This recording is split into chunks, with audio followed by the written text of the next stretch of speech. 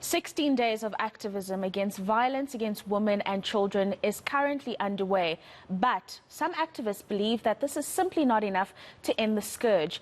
Change.org believes it will be filled with more empty promises. It's now laid formal complaints against the presidency for its inaction in the fight against GBV. Let's discuss this further now with Change.org's Danai Nhando. Thank you very much for your time, Danai. A very, very important step that the organization has taken here. But after years of pleading with government and other stakeholders to deal with issues of GBV better, do you find that your complaint will make some sort of a difference? Thank you for having me. You know, this year marks 30 years of the celebration of 30 years of global 16 days of activism against gender-based violence. I think it's concerning that yet again we have another year where it's put out there, we have speeches from podiums, but we continue to hear stories of women being found cut up in fridges, women being found in suitcases, young children being found brutally raped and murdered. So as an organization, Change.org, what we have is a petition platform where ordinary South Africans who feel very concerned about this issue have started petitions. So we actually had two very critical petitions. One started by an individual activist called Laura Lee Gillian, and that petition has over 800,000 signatures. We have another petition that was started by the Embrace Project, which has over 30,000 signatures. Both petitions were handed to the Office of the Presidency, and Laura Lee's petition was handed in 2 years ago. At that point, they committed they would respond within 3 weeks. 2 years later, no response. Same with the petition that the Embrace Project started. We supported them with that, handed that into the Office of the Presidency. They said that they'll respond. We handed it in Women's Month, at the end of Women's Month in August. They undertook to respond within 7 to 14 days. Absolutely no response. Essentially, what was left was for these starters who collectively have over at least 1 million signatures supporting these petitions for action from the Office of the Presidency with regards to gender-based violence to actually lodge a formal complaint with Parliament against the President and the Office of the Presidency due to their lack of response, just the feeling of passivity, and just bringing forth that the silence that we're receiving is an answer, especially for petition starters who feel very concerned about the safety of women and girls in this country.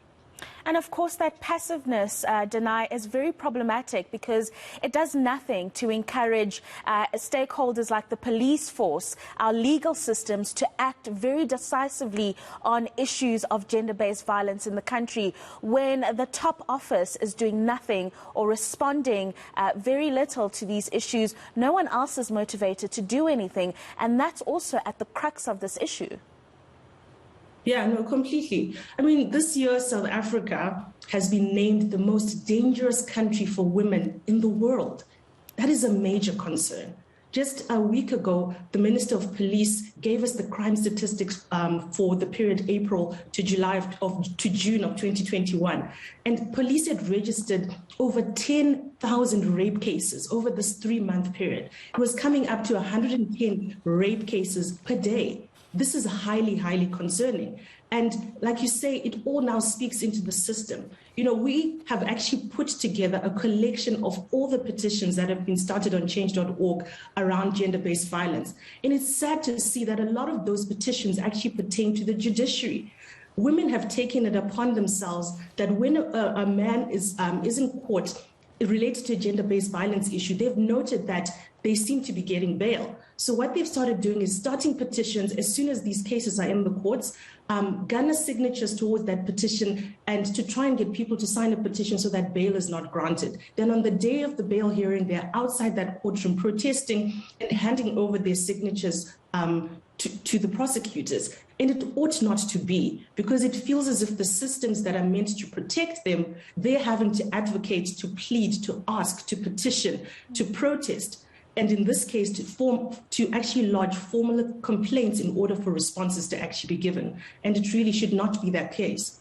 Right, it's begging just for basic human rights to be delivered to us all. Another issue, Danai, that I think is quite important is policy implementation. That hard lockdown that government imposed on their country last year led to a lot of women being tortured by their partners or other people in that period. And obviously, the ramifications of that policy by government were not thought of. And I'm just wondering if there should be better engagements between government and organizations like yourself in terms of how we can curb things like the spread of COVID-19, but also make sure that our women and children are protected.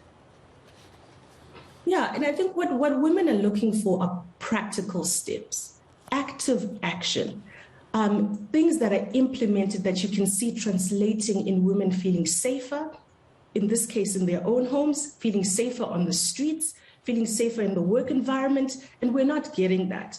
You know, there's a fund, a gender fund, that the president has spoken about. Can we see those funds being used towards implementing very practical things that women can stand up and say, I see that this has caused a change. You know, I was reading the presidency's speech last year at this time of the year, and he spoke about how they're remembering the lives of those that have been lost to gender-based violence. He spoke about urgency. He spoke about their determination at this time to make sure that no woman or child should ever feel that they will fall a victim to violence. But here we are, a year later, so many rape cases, so many women battered, especially during the COVID lockdown.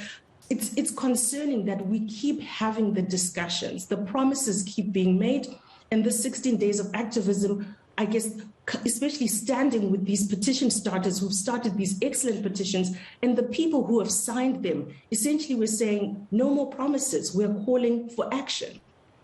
And just, we've run out of time, Danai, but I have to ask you this. Don't you feel like we had spit thrown on our faces when a mayor in Canaland, who's been convicted as a child rapist, elected into an official position? I mean, there are so many words I could use to describe the disrespect, and here it was, done anyway. Exactly. So like I said, Change.org is a collective people-powered platform. So people bring their issues and start petitions on the platform. I promise you, as soon as that mayor was brought into office, a petition must have been on the platform within the hour, started by a woman. And yet again, reading the petition itself, I remember just being affected by the fact that she was literally having to detail the history behind this mayor, what had happened, and was raising her concern as a woman, as a mother, as to why it was possible for him to be elected as mayor. And again, goes back to the same thing. The lack of response, the passivity, the fact that these things have become normal to us, that the discussions happen, but people move on. In this case, it culminated in a petition. A South African citizen was outraged and others were supporting, and it's one of the petitions that our team is actually working on right now. Our government really should be ashamed of itself as it stands. Danai, thank you for those insights. Danai Nhando there from Change.org, explaining to us that they are calling on government to account for the fact that they've been so passive around issues of gender-based violence in the country. I say it again, South African government should be very ashamed of itself.